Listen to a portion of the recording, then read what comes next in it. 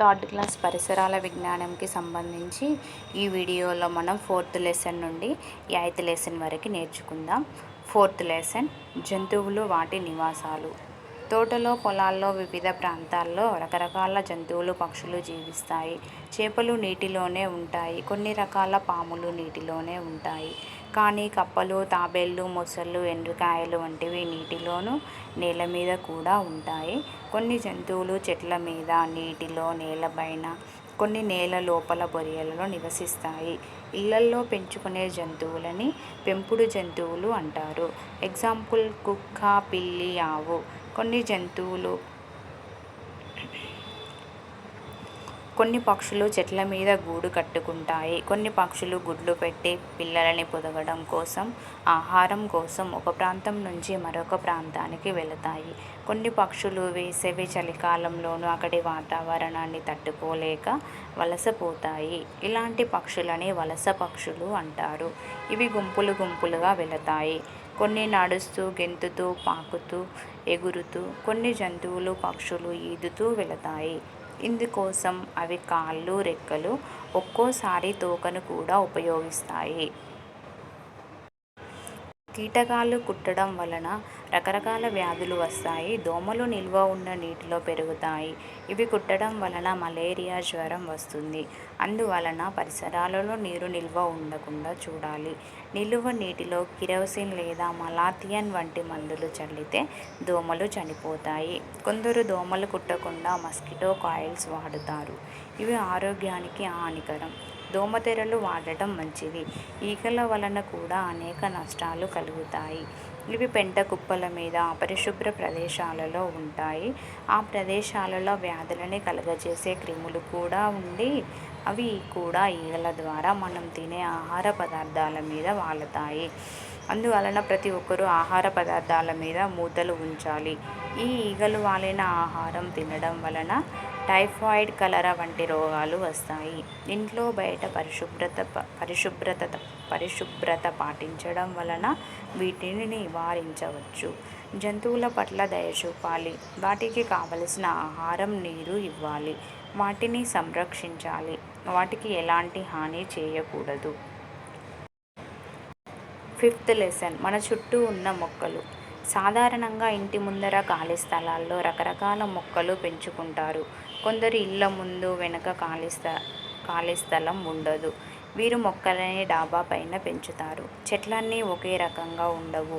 కొన్ని చెట్లు పొడుగ్గా, కొన్ని పొట్టిగా, కొన్ని చిన్న ఆకులతోనూ, పెద్ద పెద్ద ఆకులతోనూ ఉంటాయి. కొన్ని పెద్దగా, ఎత్తుగా ఉండి నీడనిస్తాయి. మర్రి, చింత, వేప, మామిడి వంటి చెట్లు చాలా కొమ్మలతో పెద్దగా ఉంటాయి. ఇవి నీడనిస్తాయి. అందుకే రోడ్డు పక్కన ఇలాంటివి పెంచుతారు. వీటిలో కొన్నింటి ఆకులు, పువ్వులు, కాయలు మనకి ఉపయోగపడతాయి. వీటి నుండి కలప వస్తుంది. తాటి చెట్టు ఎత్తుగా ఉంటుంది. దీనికి కొమ్మలు ఉండవు. దీని ఆకులు పెద్ద పెద్ద మట్టల్లాగా ఉంటాయి. తాటి మట్టలను గుడిసెల మీద కప్పడానికి వాడుతారు. చెట్లు చల్లని గాలిని ఇస్తాయి. ఆకులతో, పూలతో చూడడానికి అందంగా ఉంటాయి. కాబట్టి పాఠశాలలోనూ, ఇంటి ఆవరణలో, రోడ్ల పక్కన, పొలాల గట్ల వద్ద మొక్కలని పెంచడంలో సహాయం అందించి వాటిని కాపాడాలి. మన పాఠశాలలో నాటే మొక్కలని మనం బాధ్యత తీసుకొని వాటిని రక్షించాలి. మన చుట్టూ పెరగని మొక్కలు కూడా ఉంటాయి. కలువ, తామర వంటివి నీటిలో పెరుగుతాయి. వీటిని నీటి మొక్కలు అంటారు. బ్రహ్మజముడు, నాగజముడు, కలబంద వంటివి నీరు తక్కువ ఉన్న ప్రాంతాలలో, ఇసుకలోనూ పెరుగుతాయి. వీటిని ఎడారి మొక్కలు అంటారు. 6th లెసన్ ఆకులతో అనుబంధం. మన చుట్టూ ఎన్నో చెట్లు, మొక్కలు ఉన్నాయి. ఇవన్నీ రకరకాలుగా ఉన్నట్లే వాటి ఆకులు కూడా రకరకాలుగా ఉంటాయి. ఆకులన్నీ ఒకేలా ఉండవు.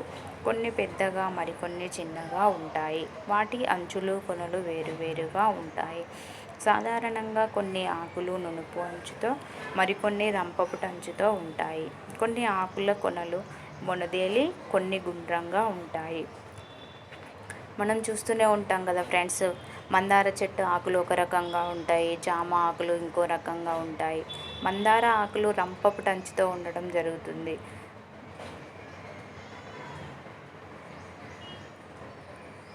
క్రోటాన్ మొక్కల ఆకులు రకరకాల రంగుల్లో ఉంటాయి. మామిడి చెట్టు యొక్క చిగురుటాకులు లేత ఎరుపు రంగులో, ముదురు ఆకులు పచ్చ రంగులో, రాలిపోయే ఆకులు పసుపు రంగులో ఉంటాయి. కొన్ని ఆకులు నునుపుగా, కొన్ని గరుకుగా ఉంటాయి. బాదం మామిడి చెట్టు ఆకుల రంగు ఆకు వయసును బట్టి మారుతుంది. రాలిపోయిన చెట్ల ఆకులను కాల్చడం వల్ల వచ్చే పొగ వల్ల ఆరోగ్యానికి హాని కలుగును. అందుకే చెత్తను కంపోస్టు గుంతలో వేయాలి. అలాగే మనం తిన్న తర్వాత మిగిలిన ఆహార పదార్థాలన్నింటినీ ఆ గుంతలో వేసి కొంత మట్టిని పైన చల్లుతారు. కొద్ది రోజులకి అవి కుళ్ళి ఎరువుగా మారును. మనం వంటల్లో ఆకులను వాడడం వలన ఆహారానికి రుచితో పాటు వాసన కూడా వస్తుంది. ఆకుకూరలు ఆరోగ్యానికి మేలు. వీటి వలన విటమిన్లు లభిస్తాయి. కొన్ని ఆకుకూరలని వండి తింటారు, కొన్నింటిని వండకుండానే తింటారు. పండుగలు, పెళ్ళిళ్ళు, జాతరలు జరిగేటప్పుడు ఇళ్ళని మామిడి, కొబ్బరి, అరటి వంటి ఆకులతో అలంకరిస్తారు. ఆకులతో రంగులు వేస్తారు. ఆకులతో రకరకాలైన ఆకారాలు చేస్తారు. గాలి పువ్వుని తయారు చేయడానికి ఎండిన తాటి ఆకుని ఉపయోగిస్తారు. 7th లెసన్ మనం ఏమేమి తింటాం. మనం ప్రతిరోజు అనేక పనులు చేస్తుంటాం. ఈ పనులన్నీ చేయడానికి మనకి శక్తి కావాలి. ఇందుకోసం మనకి ఆహారం అవసరం. మనం ఆహారంగా తీసుకునే కూరగాయలు, పండ్లు, దుంపలు, మొక్కల నుండి, గుడ్లు, పాలు, మాంసం జంతువుల నుండి లభిస్తాయి. మనం ప్రతిరోజు అన్నం, పప్పు, పాలు ఇలా రకరకాల ఆహార పదార్థాలు తింటుంటాం. వాటిలో వండి తినేవి, వండకుండా తినేవి ఉంటాయి. వండడం వల్ల ఆహారం రుచిగా ఉంటుంది, సులభంగా జీర్ణమవుతుంది. వండకుండా తింటే కొన్ని జీర్ణం కావు. ఉడికించి తినాలి, కానీ ఎక్కువగా ఉడికిస్తే అందులో ఉండే పోషకాలు నశిస్తాయి. అన్ని ఆహార పదార్థాలను ఒకేలాగా వండరు. రకరకాల ఆహార పదార్థాలు వండే విధానం వేరుగా ఉంటుంది. అన్నం, పప్పుని ఉడకబెడతారు. బజ్జీలు, సమోసా నూనెలో వేయిస్తారు. మొక్క కంకులు, రొట్టెలు, మాంసం నిప్పుల మీద కాలుస్తారు. ఇడ్లీలని ఆవిరి మీద ఉడికిస్తారు. మామిడికాయ, పెరుగు, పచ్చడి వంటి వాటిని వేడి చేయకుండానే తయారు చేస్తారు. ఇలా వివిధ పద్ధతుల్లో వండుతారు. ఆకుకూరలని, కూరగాయలని బాగా కడిగిన తర్వాతే ముక్కలుగా కోయాలి. కోసిన తర్వాత కడిగితే వాటిలోని పోషక పదార్థాలు నశిస్తాయి. అన్నం వండే ముందు బియ్యం ఎక్కువగా కడగకూడదు. అన్నం వండేటప్పుడు గంజి వార్చకూడదు. దాంట్లోని పోషక విలువలు తగ్గుతాయి. ప్రతిరోజు తినే ఆహారంలో పప్పు, ఆకుకూరలు ఉండాలి. క్యారెట్, బీట్రూట్, ముల్లంగి, దోస, ఉల్లి, కొత్తిమీర, పుదీనాలని వండకుండా తినవచ్చు. 8th లెసన్ ఆహారపు అలవాట్లు. మన రాష్ట్రంలో కొండ ప్రాంతాల్లోనూ, అటవీ ప్రాంతాల్లోనూ నివసించే వాళ్ళు అక్కడ దొరికే రకరకాల దుంపలు, ఉసిరి, జామ, నేరేడు మొదలైనవి తింటారు. అక్కడ పండే పంటలు, లభించే ఆహార పదార్థాల ఆధారంగా వాళ్ళ ఆహారపు అలవాట్లు ఉంటాయి. రాజస్థాన్ రాష్ట్రంలో జొన్నలు ఎక్కువగా పండుతాయి. వాళ్ళు జొన్న రొట్టెలు మాత్రమే తింటారు. ఢిల్లీ, గుజరాత్, మధ్యప్రదేశ్, బీహార్ మొదలైన రాష్ట్రాలలో గోధుమలతో చేసిన రొట్టెలు, పూరీలు ఎక్కువగా తింటారు. ఎందుకంటే ఈ ప్రాంతాల్లో ఎక్కువగా గోధుమలను పండిస్తారు. తమిళనాడు, కర్ణాటక, కేరళ, తెలంగాణ, ఆంధ్రప్రదేశ్ రాష్ట్రాలలో వరి అన్నం తింటారు. ఎందుకంటే ఈ రాష్ట్రాల్లో ఎక్కువగా వడ్లు పండించ ఒక్కో ప్రాంతంలో ఒక్కో ఆహారపు అలవాటు ఉంటుంది. అదేవిధంగా వివిధ సందర్భాలలో పండుగలకి, పెళ్ళిళ్ళకి, పుట్టినరోజులకి, స్థానికంగా జరుపుకునే జాతరల సమయంలో రకరకాల వంటలు చేసుకుంటారు. నిజామాబాద్లో కూడా జొన్న రొట్టెలు తింటారు. ఎందుకంటే ఇక్కడ జొన్నలు ఎక్కువగా పండిస్తారు. కరీంనగర్లో వరి ఎక్కువగా పండిస్తారు కావున ఇక్కడ అన్నం తింటారు. మహబూబ్ నగర్ కృష్ణానదికి దగ్గరగా ఉంది కావున చేపలు ఎక్కువగా దొరుకుతాయి. వీరు వరితో పాటు చేపల కూర వండుకొని అన్నంతో కలుపుకొని తినడం జరుగుతుంది.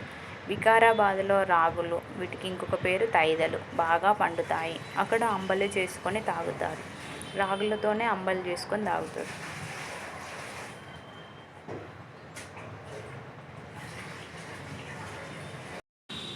మన చుట్టూ ఉండే జంతువులు, పక్షులకి కూడా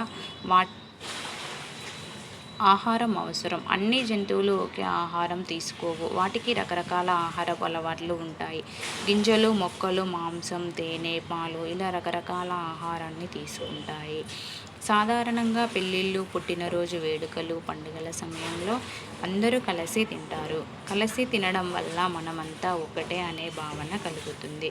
కుటుంబ సభ్యులందరూ ప్రతిరోజు ఆ రోజు జరిగిన విషయాల గురించి మాట్లాడుతూ కలిసి తినడం అనేది మంచి అలవాటు. చిన్నపిల్లలు, పెద్దవాళ్ళు తినే ఆహార పదార్థాలలో తేడాలు ఉంటాయి. చిన్నపిల్లలు నమలలేరు కాబట్టి మెత్తటి ఆహారాన్ని పాలు పెడతారు.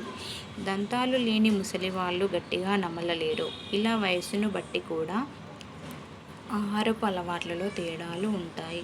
మంచి ఆహారం తీసుకోవడం ఎంత ముఖ్యమో మంచి అలవాట్లు ఉండడం కూడా అంతే ముఖ్యం. కలిసి తినడం వలన అందరూ అన్ని పదార్థాలను తగినంతగా తినే అవకాశం ఉంటుంది. కలిసి తింటే సంతోషంగా ఉంటుంది.